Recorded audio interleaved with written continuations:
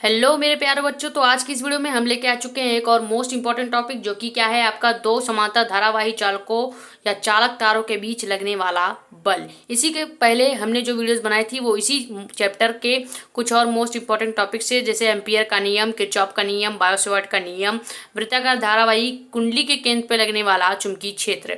ये चारों topics important थे। ये आपका जो है वो है पांचवा मोस्ट इम्पॉर्टेंट टॉपिक, जो कि आपको जानना जरूरी है। वो जो चारों वीडियोस हैं या इसके पहले जितने भी डेरिवेशन या नियम के वीडियोस हैं, उन सब की प्लेलिस्ट आपको यूट्यूब पे अवेलेबल मिल जाएगी, जो कि किस नाम से है, क्लास 12 फिजिक्स इंपॉर्टेंट डेरिवेशन 2025-26 करके प्लेलिस्ट आपको यूट्यूब पे अवेलेबल मिल जाएगी। आप वहाँ पे जाके वो सारे वीडियोस देख लेंगे। अगर आपको वीडियोस पसंद आती है या आप वीडियोस को देखते हैं या आपको समझ में आती है चीज़ें, तो आप वीडियो को लाइक करके चैनल को सब्सक्राइब कर देंगे। साथ ही साथ बेल आइकन को प्रेस करके ऑल पर सेलेक्ट कर लेंगे, ताकि आपको हमारी वीडियोस जल्दी से जल्दी मिल जाएं। और ज़्यादा से ज़्यादा वीडियो को कर दें शेयर अपने फ्रेंड्स तक, और एक प्यारा सा छोटा सा कमेंट कर दें। या फिर आपके जो डाउट्स हों, आप डाउट भी पूछ सकते हैं हमारे टेलीग्राम चैनल पे, जो कि क्या है, जानकारी नीट की। तो चलिए इस डेरिवेशन को या कह सकते हैं इस नियम को शुरू करते हैं, जो कि क्या है, दो समांतर धारावाही चालक तारों के बीच लगने वाला बल। सबसे पहले ये समझने से पहले हम समझेंगे कि इसमें ये जो डायग्राम है वो क्या कह रहा है। हम सबसे पहले क्या लेंगे कि हम इसमें मानेंगे कि एक कोई धारावाही चालक तार है जो कि आर दूरी पर रखे गए हैं। यानी कि एक धारावाही चालक तार क्या है, पी क्यू, दूसरा धारावाही चालक तार क्या है, आर एस। पी क्यू और आर एस दो धारावाही चालक तार हैं, जिनको हमने कुल आर दूरी पर रख दिया है, और हम इसमें क्या कर रहे हैं, अब धारा प्रवाहित कर रहे हैं। तो अब इनपे जो धारा प्रवाहित करने पर जो बल लग रही है, उसी को हमको ज्ञात करना है। तो सबसे पहले जब हम इस तार को देखेंगे, आप पहले फर्स्ट वाले डायग्राम पे फोकस कीजिए। जो फर्स्ट वाला डायग्राम है, इस पे हम जो धारा है, यानी कि जो पी क्यू और आर एस है, ये दोनों धारावाही चालक पे जो धारा हम फ्लो करा रहे हैं, वो दोनों एक ही दिशा में, दोनों देखो ऊपर जा रहा है। यानी पी क्यू में और आर एस में, दोनों में धारा ऊपर जा रही है।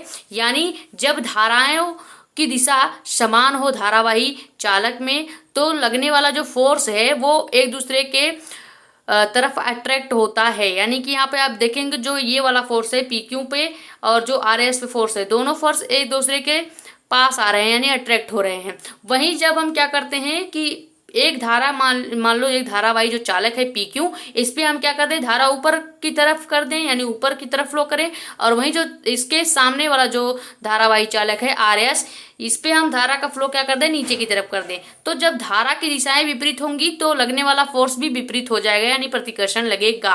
यानी कि पहले हमने क्या लगाया, आकर्षण बल देखा कि लग रहा है, क्योंकि धारा एक ही दिशा में है। और प्रतिकर्षण बल कब लगेगा, जब धारा विपरीत दिशा में होगी। तो यही चीजें हमने लिख रखी है। सबसे पहले हम क्या लिखेंगे कि माना दो समांतर धारावाही चालक क्या है, पी क्यू है, और दूसरा क्या है, आर एस है। दोनों परस्पर आर दूरी, यानी कि एक मैक्सिमम दूरी हमने क्या मान लिया, आर दूरी पर रखी गई है। जब इसमें हम क्या करते हैं, धारा को प्रवाहित करते हैं, तो ये क्या करते हैं, एक दूसरे पर एक बल आरोपित करते हैं, एक फोर्स लगाते हैं। अब ये डिपेंड करता है कि वो फोर्स अट्रैक्शन का है या रिपल्सन का है। वो कैसे डिपेंड करता है, वो करता है डिपेंड आपके धारा पे, आप धारा कैसे प्रवाहित कर रहे हैं, आप उसमें करंट कैसे फ्लो कर रहे हैं। तो हम सबसे पहले देखेंगे कि जब हम तार पी क्यू एवं आर एस में धारा प्रवाहित करते हैं, या धारा की दिशा समान है, जब धारा की दिशा समान होती है, तो उसमें लगने वाला आकर्षण बल भी क्या होगा, समान होगा। यानी कि उसमें लगेगा कौन सा बल, आकर्षण बल। और जब इसी धारावाही चालक पे जब हम क्या करते हैं, धारा की दिशा विपरीत कर देते हैं, यानी एक धारा ऊपर जाए और दूसरी धारा नीचे आए, तो लगने वाला जो बल होगा वो प्रतिकर्षण का होगा। अब इसी डायग्राम में सबसे पहले हम क्या निकालेंगे, पी क्यू पर, यानी कि तार पी क्यू की धारा के कारण आर एस के किसी बिंदु पर लगने वाला चुंबकीय क्षेत्र निकालेंगे। यानी इस पी क्यू धारावाही चालक के कारण आर एस के किसी एक बिंदु पर हम निकालेंगे क्या, चुंबकीय क्षेत्र। तो चलिए सबसे पहले ये निकालते हैं। तो हम सबसे पहले क्या कैलकुलेट करेंगे कि तार पी क्यू की धारा के कारण, यानी करंट आई के कारण, तार PQ में कौन सी धारा बह रही है, I1। यहाँ पे आप लिख भी सकते हैं तार PQ में I1 धारा के कारण आर एस के किसी, ये आर एस जो धारा है या धारावाही चालक है, इस आर एस के किसी बिंदु पर क्या हम निकालेंगे? सबसे पहले चुंबकीय क्षेत्र। अब इसको कैसे निकालेंगे? इसके लिए आपका चुंबकीय क्षेत्र का एक फॉर्मूला होता है जो कि क्या होता है? B1। B1 क्यों ले रहे हैं? वैसे तो होता है चुंबकीय क्षेत्र को हम सिंपल से कैपिटल बी से डिनोट करते हैं, लेकिन चूंकि हम निकाल रहे हैं PQ यानी कि पहली धारा में, पहली धारावाही चालक में, तो पहली धारावाही चालक में जब धारा ले रहे हैं तो धारा हमने क्या लिया? I1। दूसरी धारावाही चालक में हमने धारा क्या लिया? I2। तो इसीलिए जब हम पहली धारावाही चालक के लिए निकाल रहे हैं और दूसरी धारावाही चालक के किसी बिंदु पर, तो हम क्या लेंगे? B1, क्योंकि पहली धारा को लेकर निकाल रहे हैं। तो B1 क्या हो जाएगा? चुंबकीय क्षेत्र 1। ठीक इसी तरह से B1 या आप डायरेक्ट आप फॉर्मूला भी लिख सकते थे, क्या? B बराबर μ0/2 और ब्रैकेट में आपका हो जाएगा क्या? I/R होता है, I/R होता है। लेकिन हम पहले किसके लिए ले रहे हैं? PQ धारा के लिए, और PQ में कौन सा धारा बह रही है? I1। तो यहाँ पे क्या कर देंगे? I1। ये आपका बन गया किसके लिए? ये आपका चुंबकीय क्षेत्र निकल के आ गया तार PQ की धारा के कारण ये RS के किसी एक बिंदु पर जो चुंबकीय क्षेत्र निकल के आएगा वो क्या निकल के आएगा? B बराबर μ0/2 I1/R। इतनी चीज क्लियर है आपको? अब देखो हम इसमें क्या निकालेंगे दूसरा, कि तार RS की L लंबाई पर बल। अब इस तार RS की किसी L लंबाई को हम लेंगे, यानी एक छोटा सा मान लीजिए इस तार का टुकड़ा ले लिया L लंबाई का, ठीक है। तो अब ये जो तार है, धारावाही तार जो है RS, इसी धारावाही तार की L लंबाई पर लगने वाला फोर्स यानी बल को कैलकुलेट करेंगे। तो सेकंड हम क्या निकालेंगे कि तार RS की, ये जो तार RS थी, इस RS की L लंबाई, यहाँ पे आप लंबाई L पर बल निकालेंगे, ठीक। अब बल निकालने के लिए इसका एक फॉर्मूला होता है जो कि क्या है? बल बराबर I into B into L sine theta. अब यहाँ पे ध्यान दें, I हम ले रहे हैं RS के लिए, यानी यहाँ पे I क्या हो जाएगा? I2, क्योंकि ये धारावाही जो चालक है, आप देखें इस धारावाही चालक यानी RS पे जो धारावाही चालक है, इसमें जो धारा है वो क्या है? I2 है। तो इसीलिए हमने यहाँ पे I2 ले लिया, ठीक, क्योंकि हम RS की लंबाई पर बल निकाल रहे हैं। तो I2 और यहाँ पे आप B1 रहने देंगे और यहाँ पे L को वैसे रहने देंगे, साइन थीटा वैसे रहने देंगे। ये एक फॉर्मूला होता है जो कि आपको आना चाहिए। अब ये मत कहना कि ये कहाँ से आया, ये फॉर्मूला है, ठीक है। अब देखा जाए जो आपका थीटा है ये 90 डिग्री है। क्यों? क्योंकि ये कागज के तल पे है। ये जो आपका PQ धारावाही है, ये जो RS धारावाही, दोनों कागज के तल में है, यानी कि एक तल में धसे हुए हैं। इसीलिए यहाँ पे जो थीटा होगा वो कितना डिग्री होगा? 90 डिग्री होगा। और जब साइन थीटा 90 डिग्री लेते हैं तो इसका मान क्या हो जाता है? 1 हो जाता है, जिस वजह से यहाँ पे साइन थीटा बाद में हट जाएगा। तो इसको सॉल्व करेंगे तो क्या होगा? F बराबर I2 इंटू B1। इस जो ये B का मान निकल क्या है पूरा, इस B का हम पूरा मान रखेंगे जो कि क्या है? μ0/2 और ब्रैकेट में I1/R। और बाकी आपका जो इंटू में L है वैसे ही ले लेंगे। और साइन थीटा भी आप यहाँ पे रख सकते हैं। साइन थीटा का मान अभी तो रखना ही होगा, साइन थीटा 90 डिग्री, ठीक। अब जो कि साइन थीटा 90 डिग्री का मान हो जाएगा 1, तो इसका कुछ नहीं रखेंगे, तो क्या हो जाएगा? F बराबर I2 आपका यहाँ पे हम असेंबल कर लेते हैं एक बार। देखिए I1 और I2 दोनों का असेंबल जब करेंगे, अब इसको हम असेंबल कर रहे हैं और कुछ नहीं। जो F है फोर्स आपका वही है बराबर के उधर, और I2 आपका यहाँ है। तो हम पहले जो ये अचर पद है μ0/2 इसको बाहर कर लेंगे। फिर इस ब्रैकेट में हम क्या कर लेंगे? I1 इंटू I2 दोनों का गुणा कर लिए, और जो आपका बटे में R था यानी दूरी थी उसको वैसे ही रहने देंगे, और इंटू में आपका L वैसे ही रखेंगे, क्योंकि साइन थीटा तो आपका जो साइन थीटा का 90 डिग्री का मान था वो तो 1 हो गया। यानी यहाँ से इतना ये जो फोर्स निकल के आया वो किसके लिए निकल के आया? ये जो बल निकल के आया है F बराबर μ0/2 I1 into I2/R into L।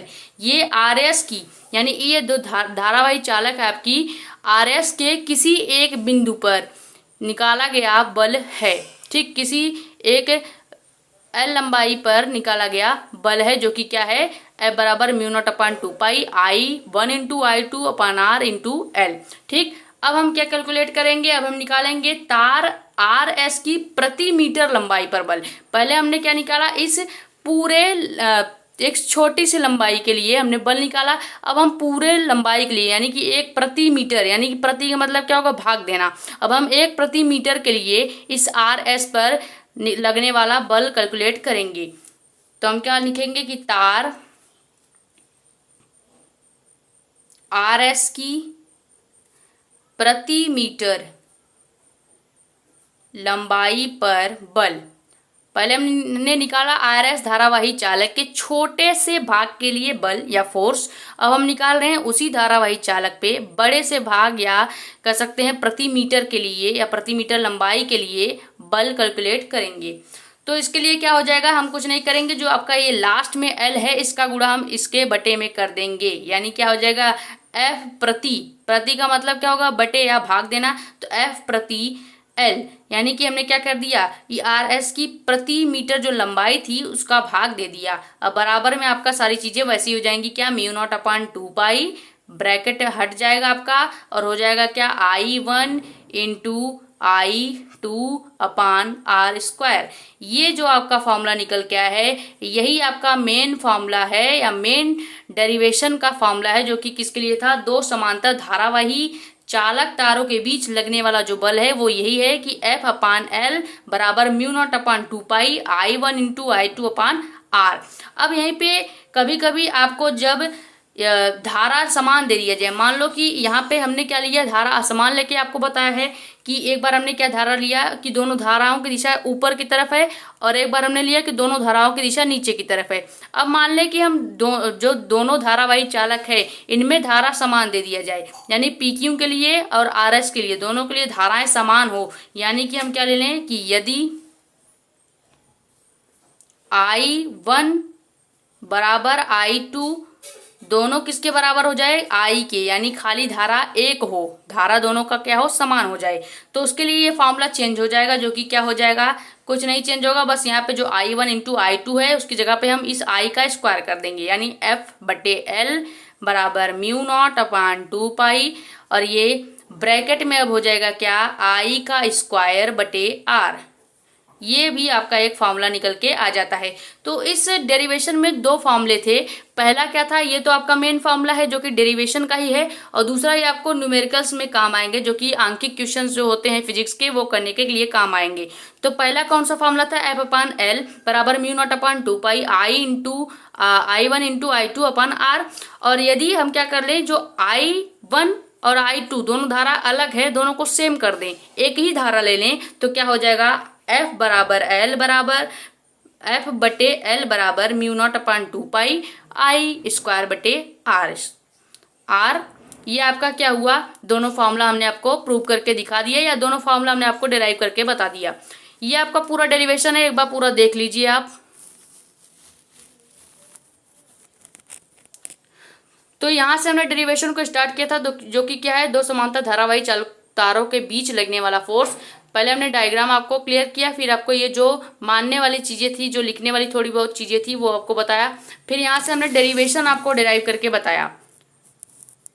यहाँ पे आपके लास्ट में जो फॉर्मूला आया है, उम्मीद है आपको ये फॉर्मूला भी क्लियर होगा। अगर आपको ये वीडियोस पसंद आई या आपको ये वीडियो अच्छी लगती हैं तो प्लीज़ वीडियो को लाइक करके चैनल को सब्सक्राइब कर दें और ज़्यादा से ज़्यादा वीडियो को कर दें शेयर, ताकि और भी लोग इन वीडियो को देख सकें और उनकी भी हेल्प हो सके। और ये प्लेलिस्ट जो आपको यूट्यूब पर अवेलेबल मिल जाएगी, प्लेलिस्ट किस नाम से फिर से एक बार बता देते हैं, क्लास 12 फिजिक्स इंपॉर्टेंट डेरिवेशन 2025-26 करके आपको प्लेलिस्ट मिल जाएगी। और आपके जो डाउट्स हैं या जो कमेंट वगैरह होते हैं, आप चाहें तो हमारे टेलीग्राम पे कमेंट कर सकते हैं, जो कि क्या है, जानकारी नीट की, आप वहाँ पे कमेंट कर सकते हैं, आपके कमेंट का जवाब दिया जाएगा और ये सभी नोट्स भी वहाँ पे प्रोवाइड किए जाएंगे। तो मिलते हैं ऐसे किसी मज़ेदार टॉपिक के साथ। Thank you.